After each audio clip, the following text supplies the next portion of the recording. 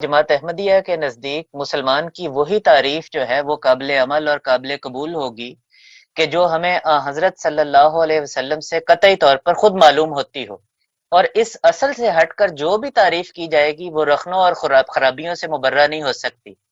اور خود ساختہ تعریفوں کی روح سے اگر ایک فرقہ کسی وقت مسلمان ثابت ہوگا تو اسی وقت کوئی دوسرا گروہ یا دوسرا فرقہ اسی کی روح سے غیر مسلم ثابت قرار دے دیا جائے گا۔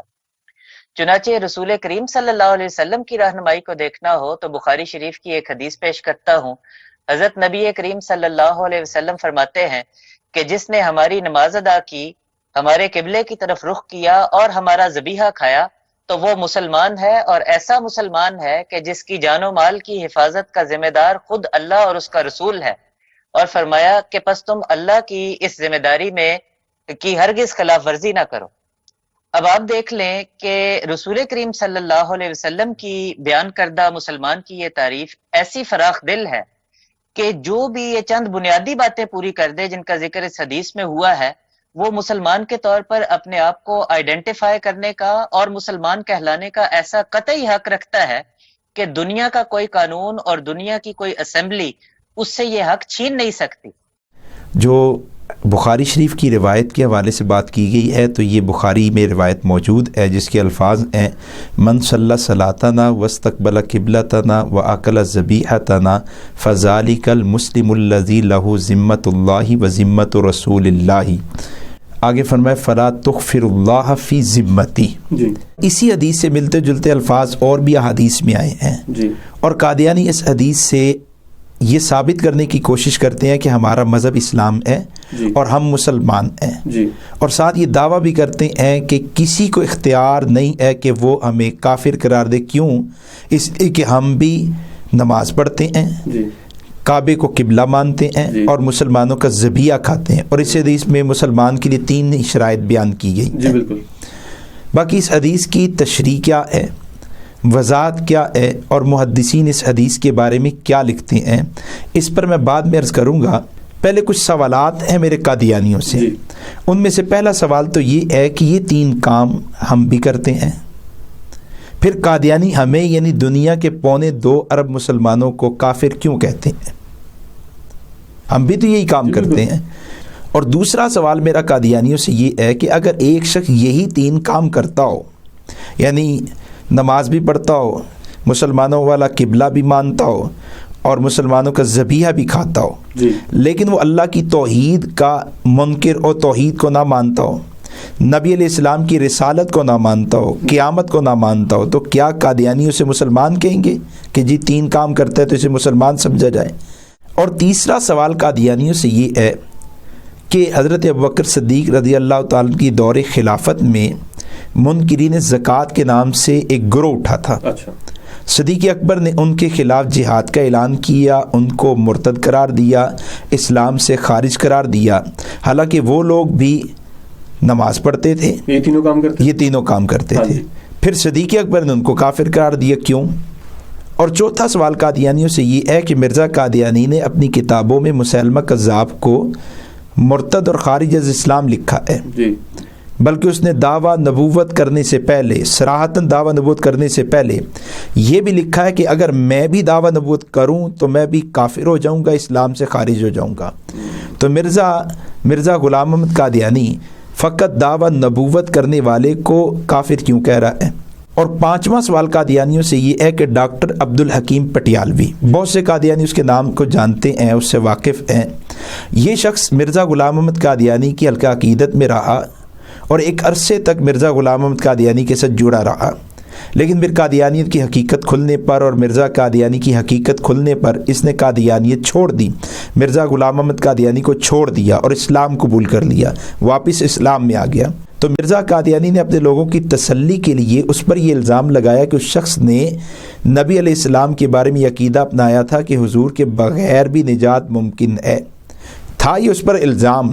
لیکن ہمارا سوال ہے قادیانیوں سے کہ ڈاکٹر عبدالحکیم پٹیالوی بھی تو سب کچھ کرتا تھا، اگر بالفرض اس کا یہ ایک عقیدہ بدلا تو نماز تو وہ پڑھتا تھا، قبلے کی طرف، قبلے کو بھی مانتا تھا اور مسلمانوں کا ذبیحہ بھی کھاتا تھا. تو مرزا قادیانی نے اس کو مرتد کیوں کہا، خارج از اسلام کیوں کہا، اور آج تک قادیانی اس کو مرتد کیوں لکھ رہے ہیں؟ اب آپ آ جائیے بخاری شریف کی روایت کی طرف. میرے ان سوالات سے ایک بات تو واضح ہو گئی کہ بخاری شریف کی اس روایت میں مسلمان کی کوئی قانونی، کوئی جامع معنی تعریف بیان نہیں کی گئی، بلکہ مسلمانوں کی کچھ معاشرتی علامتیں اور نشانیاں بیان کی گئی ہیں کہ جس کے ذریعے سے مسلم معاشرہ اور مسلم افراد دوسرے افراد سے اور دوسرے معاشروں سے کچھ ممتاز ہو جائیں. اور اس کا مقصد یہ ہے کہ اگر یہ علامتیں کسی شخص میں پائی جائیں تو تم خام خواہ اس پر بہتان نہ لگاؤ، خام خواہ اس کے بارے میں بدگمانی نہ کرو.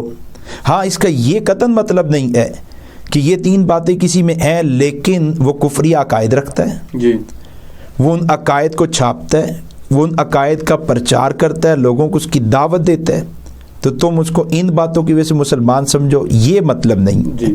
میں اس پر آپ کو چند مثالیں عرض کرتا ہوں کہ ایک شخص آپ کو آ کے کہتا ہے السلام علیکم، آپ اسے مسلمان سمجھیں گے اور مسلمان سمجھتے وعلیکم السلام کہیں گے. پھر جب آپ اس سے تعارف لیتے ہیں اور پوچھتے ہیں کہ آپ کا نام، وہ کہتے ہیں جوید مسیح، تو اب آپ سمجھیں گے یہ مسلمان نہیں ہے. کیوں؟ پہلے اسلام کی نشانی پائی جا رہی تھی اس لیے آپ سمجھے مسلمان، لیکن جیسے کفر کی نشانی آئی، نام پتہ چلا، تو آپ نے کہا یہ تو عیسائی ہے. اب آپ اسے سلام کی وجہ سے مسلمان نہیں سمجھیں گے.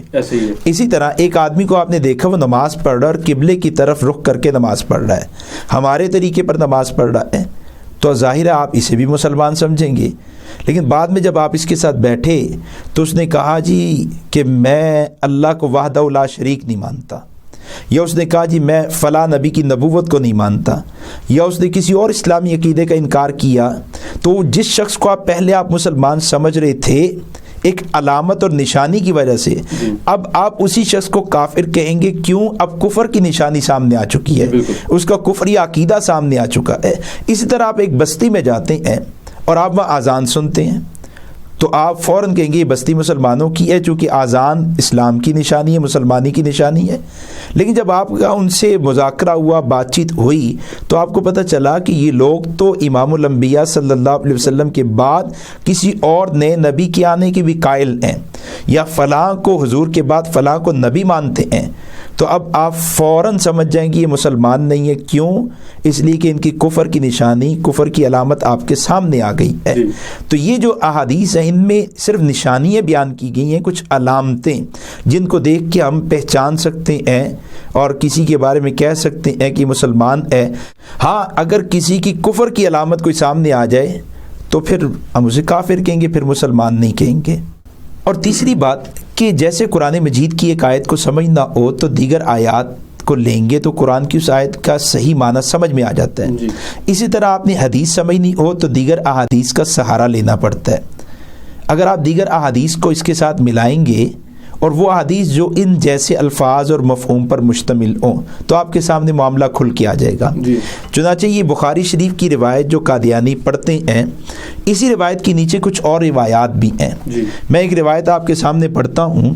رسول دو عالم صلی اللہ علیہ وسلم نے فرمایا امرت ان اقاتل الناس حتی یقولوا لا الہ الا اللہ فاذا قالوها وصلوا صلاتنا واستقبلوا قبلتنا واكلوا ذبیحتنا فقد حرمت علینا دماؤہم واموالہم الا بحقها وحسابہم علی اللہ.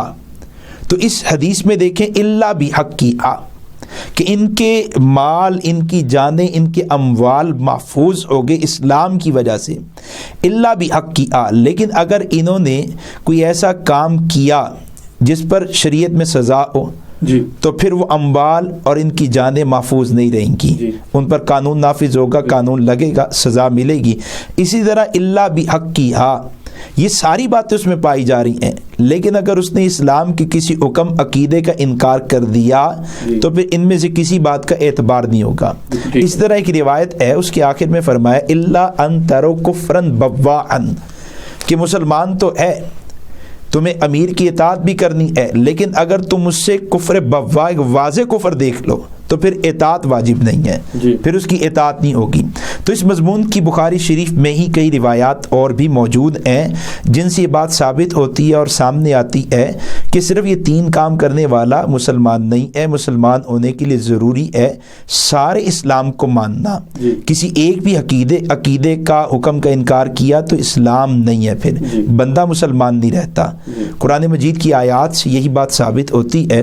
آپ سورہ نساء دیکھیے، اللہ رب العزت فرماتے ہیں فَلَا وَرَبِّكَ لَا يُؤْمِنُونَ حَتَّى يُحَكِّمُوكَ فِيمَا شَجَرَ بَيْنَهُمْ۔ اے نبی جی یہ اس وقت تک مومن نہیں ہو سکتے جب تک کہ یہ آپ کو حکم نہ مان لیں، اپنے کل معاملات میں آپ کو ثالث مان لے، حکم مان لے، جو فیصلہ حضور کی دربار سے آ جائے اسی کو مانیں۔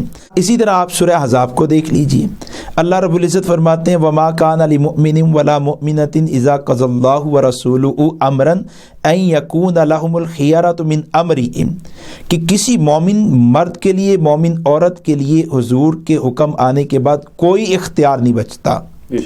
ان آیات کے ساتھ ایک اور روایت ہے، مسلم شریف میں بھی ہے، اور اس روایت میں مسلمان کی تعریف بیان کی گئی ہے۔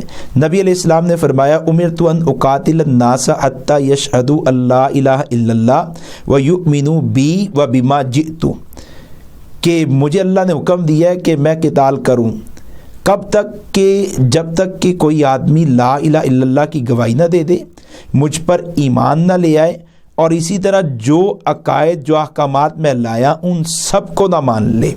یہ 2 آیتیں، یہ حدیث، ان کو لے کے مفسرین نے، فقہاء نے اسلام کی تعریف بیان کی ہے کہ الایمان فی الشرع هو التصدیق بما جاء النبی علیہ السلام به من عند اللہ تعالی والاقرار به، کہ ایمان کہتے ہیں جو دین، جو حکم، جو عقیدہ نبی مکرم صلی اللہ علیہ وسلم لائے ہیں اس سارے دین کو، سارے احکامات کو، سارے دین کو مان لینا۔ جو مانے وہ مسلمان ہے، جو ان میں سے کسی ایک کا بھی انکار کرے وہ مسلمان نہیں ہے۔ قادیانیوں کا یہ کہنا 3 کو ماننے والا مسلمان، یہ تو معمولی عقل سمجھ رکھنے والا بھی بندہ کہے گا نہیں کہ یہ 3 باتیں اسلام میں ہیں۔ اسلام ان 3 باتوں میں نہیں ہے، اسلام میں تو اور بہت سی باتیں، ان سب کو ماننا بھی ضروری ہے۔ اب اگر آپ قادیانیوں کو لے لیجئے تو قادیانی تو کتنی عقائد کا انکار کرتے ہیں۔ اگر آپ تھوڑی سی توجہ کریں نا کہ قادیانی اس روایت کو کیوں لیتے ہیں، ہم نہیں لیتے اس روایت کو اپنے اسلام کو ثابت کرنے کے لیے۔ کیوں؟ اس لیے کہ اسلام ان 3 چیزوں میں منحصر ہے ہی نہیں۔ اسلام تو بہت سے عقائد، بہت سے احکامات کا مجموعہ ہے۔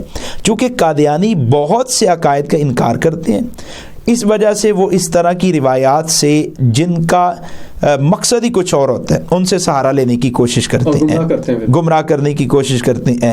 اور یہ 2-4 کو ماننا یا کچھ کو ماننا، کچھ کا انکار کر دینا، یہ یہودیانہ خصلت ہے۔ قرآن مجید نے اس کی مذمت بیان کیا فَتُؤْمِنُونَ بِبَعْضِ الْكِتَابِ وَتَكْفُرُونَ بِبَعْضٍ، کیا تم بعض کو مانو گے، بعض کا انکار کرو گے؟ کل کو ماننا۔ ہاں، مسلمان اور اہل ایمان کو کیا کہا؟ یا ایھا الذین آمنوا ادخلوا فی السلم کافہ، کہ ایمان والو اسلام میں پورے کے پورے داخل ہو جب، پورے کے پورے اسلام کو مان لو۔ مرزائیوں کو جو کافر کہا گیا ہے وہ اس وجہ سے کہ ان کے عقائد بہت سے کفریہ ہیں، ان کے کفریہ عقائد کی وجہ سے کافر کہا گیا ہے۔